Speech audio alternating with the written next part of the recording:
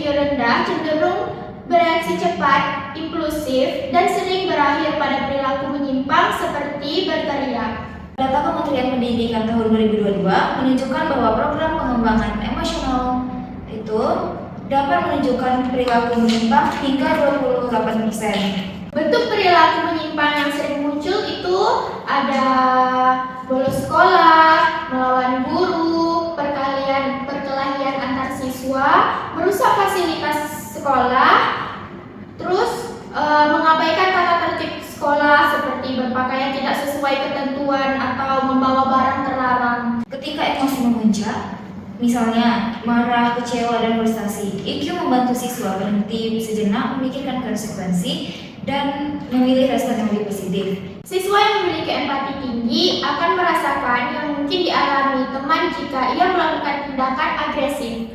Itu menjadi faktor penahanan perilaku menyimpang.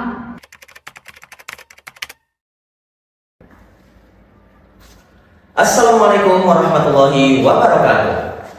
Salam sejahtera untuk kita semua dan selamat datang dalam podcast Insight Pendidikan. Saya Andi Ampadjaya selaku moderator akan memandu diskusi panjang kita pada episode kali ini. Pada kesempatan ini, kita akan membahas sebuah topik yang sangat relevan dengan kondisi pendidikan saat ini, yaitu hubungan kecerdasan emosional dengan kemampuan siswa mengontrol perilaku menyimpang.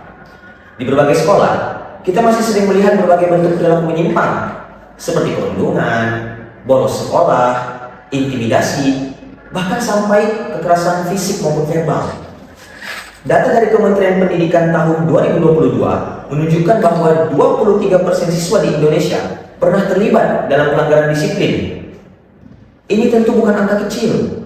Ini juga menjadi tantangan bagi guru, orang tua, maupun para pengambil kebijakan pendidikan. Salah satu akar penting dari perilaku tersebut adalah ketidakmampuan dalam mengelola emosi. Nah, disinilah kecerdasan emosional atau IQ berperan besar. Untuk membahas topik ini lebih dalam, saya telah ditemani oleh dua narasumber yang sangat hebat dan kompeten dalam bidangnya. Yang pertama, ada Dian Amelia Putri. Beliau merupakan seorang peneliti di bidang psikologi pendidikan yang fokus pada perkembangan sosial emosional siswa. Kemudian di sebelahnya, ada Anggita Okta Artamevian, praktisi dan akademisi bidang bimbingan konseling yang telah banyak mengembangkan program penguatan IQ untuk siswa di berbagai sekolah. Selamat datang Dian dan Anggita.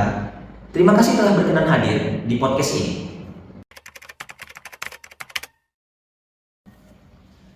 Kita mulai dengan konsep dasar.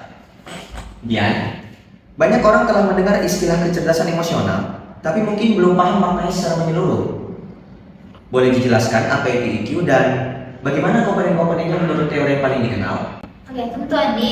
Kecerdasan emosional atau IQ adalah kemampuan seseorang untuk mengenali emosi dan mengendalikan emosi secara positif untuk membangun hubungan yang positif dan bekerja sama dengan orang lain.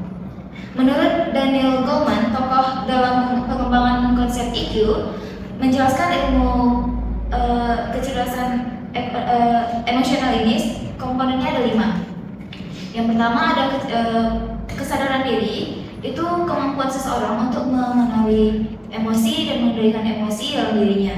Yang kedua ada pengaturan diri, itu kemampuan mengendalikan reaksi emosional sehingga tidak melakukan tindakan impulsif. Yang ketiga ada motivasi internal, itu adalah dorongan untuk mencapai tujuan jangka panjang dan mampu menghadapi kesulitan di masa depan. Yang keempat ada empati, itu adalah kemampuan seseorang untuk memahami emosi orang lain dan menempatkan diri pada posisi tersebut.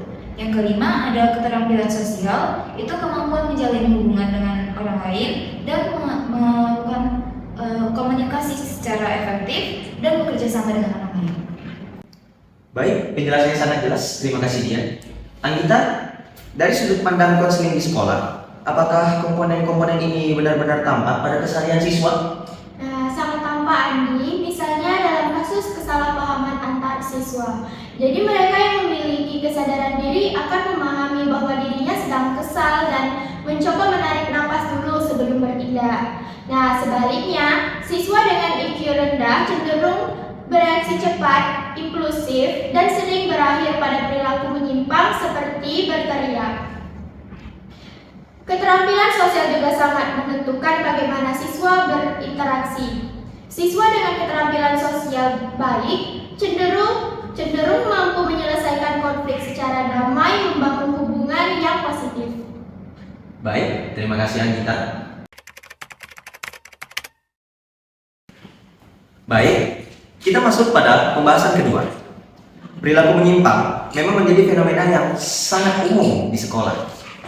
Anggita, bisa dijelaskan apa saja bentuk perilaku menyimpang yang sering ditemukan pada siswa? Tentu, bentuk perilaku menyimpang yang sering muncul itu ada bolos sekolah, melawan guru, perkelahian antar siswa, merusak fasilitas sekolah, terus mengabaikan tata tertib sekolah seperti berpakaian tidak sesuai ketentuan atau membawa barang terlarang.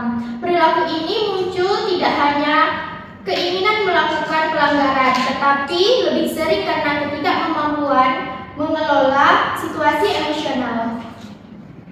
Baik, terima kasih Anggita. Dian, menurut literatur psikologi pendidikan, kira-kira apa saja faktor penyebab perilaku menyimpang ini? Baik, ada beberapa faktor utama. Yang pertama itu faktor emosional, di mana ketidakmampuan mengenali emosi dan menjadi penyebab paling signifikan, misalnya bisa marah yang tidak terkendali, rendahnya toleransi terhadap sesama, ataupun kesulitan memahami orang lain. Yang kedua itu ada faktor lingkungan sosial, yaitu tekanan kelompok teman sebaya bisa menjadi dorong siswa untuk menunjukkan perilaku tertentu agar bisa diterima di kalangannya. Yang ketiga itu faktor keluarga. Dari pola asuh yang otoriter, kurang perhatian atau kekerasan dalam rumah tangga bisa mempengaruhi cara siswa mengekspresikan emosinya. Yang terakhir itu ada faktor akademik. Di sini beban belajar yang sangat berat ataupun nilai yang rendah maupun ketidakmampuan dalam mengikuti pelajaran itu dapat menimbulkan rasa stres yang mengekspresikan dalam bentuk perilaku negatif. Apakah data-data terbaru sudah mendukung faktor-faktor tersebut? Tentu sudah ada. Data Kementerian Pendidikan tahun 2022 menunjukkan bahwa program pengembangan emosional itu dapat menunjukkan perilaku menyimpang hingga 28%. Selain itu, penelitian Universitas Pendidikan Indonesia tahun 2021 menemukan bahwa siswa yang kemampuan pengelolaan emosinya jauh lebih baik, kecil kemungkinannya untuk melakukan pelanggaran disiplin. Baik, terima kasih Dian.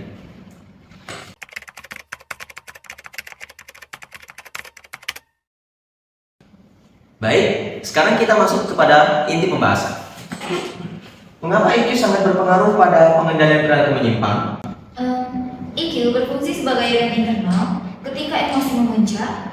Misalnya, marah, kecewa, dan frustasi. IQ membantu siswa berhenti sejenak, memikirkan konsekuensi, dan memilih respon yang lebih positif. Misalnya, saat diajak teman, siswa dengan IQ tinggi akan menyadari amarahnya, menahan diri dari tindakan emosi, dan memilih untuk melapor pada guru. Dan jangan lupa peran empati. Siswa yang memiliki empati tinggi akan merasakan yang mungkin dialami teman jika ia melakukan tindakan agresif. Itu menjadi faktor penahanan perilaku menyimpang. IQ juga berkaitan dengan kemampuan mengambil keputusan, berpikir jangka panjang, dan memahami konteks sosial. Ketiga hal itu sangat penting dalam mencegah tindakan agresif. Baik, terima kasih Dian dan Anggita. Mari kita beralih kepada aspek yang paling praktis. Bagaimana cara meningkatkan IQ siswa? Anggita, silakan lebih dulu. Nah, ada beberapa strategi yang bisa dilakukan sekolah, guru, dan orang tua. Yang pertama ada pembelajaran sosial emosional. Sekolah dapat memasukkan latihan pengelolaan emosi dalam kegiatan harian, seperti refleksi pagi, jurnal emosi, atau latihan pernafasan. Nah, yang kedua itu ada membangun budaya sekolah yang positif. Lingkungan emosional yang akan membuat siswa merasa dihargai. Ini menimbulkan kestabilan emosi. Yang ketiga, ada pelatihan empati. Melalui diskusi kasus, role play, drama, atau simulasi perselisihan. Nah, yang terakhir ini ada konseling individual. Untuk siswa dengan resiko tinggi, konseling rutin dapat mengidentifikasi sumber masalah emosional dan memberikan pendekatan penyelesaian. Baik, terima kasih Anggita. Dian, bagaimana strategi yang akan Anda rekomendasikan? Oke, saya akan menambahkan beberapa strategi lain. Yang pertama, pendidikan berbasis emosional. Kegiatan ini mengajarkan siswa mengenali emosi seperti marah, sedih, senang, takut, ataupun kecewa. Yang kedua, penguatan self-regulation.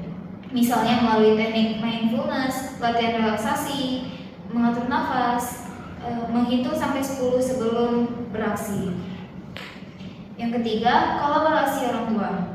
Orang tua perlu menjadi model pengelolaan emosi yang baik, tidak mudah marah, tidak reaktif, dan mampu berdialog dengan anak. Yang terakhir itu kegiatan kolaboratif, seperti proyek kelompok yang memerlukan empati, komunikasi, kerjasama, dan kompromi. Baik, terima kasih Dian.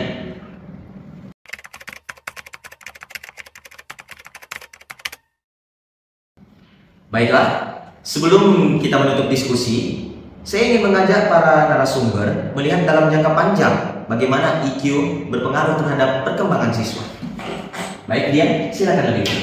Oke, jika IQ dikembangkan sejak dini, siswa akan memiliki beberapa keuntungan jangka panjang seperti lebih mampu menghadapi tekanan hidup, meningkatkan kualitas hubungan sosial, prestasi akademik yang meningkat, dan terakhir meningkatkan risiko perilaku berbahaya di masa remaja. Baik, terima kasih Dian. Anggita, bagaimana pandangan Anda? Nah, kalau dari sudut pandang konseling, saya melihat bahwa siswa dengan IQ tinggi memiliki kemampuan resilient atau ketahanan mental. Mereka cepat bangkit ketika menghadapi masalah, tidak mudah menyerah, dan lebih siap menghadapi tantangan di masa depan. Baik, terima kasih Anggita. Baik, pemirsa sekalian, kita telah sampai pada akhir diskusi episode yang panjang pada kali ini. Dari pembahasan hari ini, kita bisa menarik beberapa kesimpulan bahwa yang pertama, kecerdasan emosional adalah kemampuan yang sangat penting dalam perkembangan siswa. Yang kedua, IQ memengaruhi cara siswa merespon situasi sosial dan emosional. Yang ketiga, IQ berperan sebagai rem internal yang menghambat munculnya perilaku menyimpang. Dan yang terakhir, IQ dapat dikembangkan melalui berbagai strategi, entah itu di sekolah, di lingkungan keluarga, ataupun di lingkungan sosial. Sebelum kita tutup, saya mempersilakan kepada masing-masing narasumber untuk menyampaikan pesan singkat. Mulailah mengajarkan anak untuk mengenali emosi sejak dini, karena IQ bukan bakat bawaan dari lahir, tapi merupakan bakat yang harus dikembangkan dan diasah untuk seumur hidup. Dan bagi para guru dan orang tua, jadilah teladan dalam mengelola emosi. Anak belajar bukan hanya dari kata-kata, tapi dari perilaku juga. Baik, terima kasih Dian dan Anggita. Terima kasih kembali kepada kedua narasumber yang telah memberikan pemaparan materi yang sangat mendalam dan komprehensif. Semoga podcast kali ini dapat bermanfaat bagi saya, bagi para narasumber, dan tentunya bagi para pemirsa sekalian. Sampai jumpa pada episode berikutnya.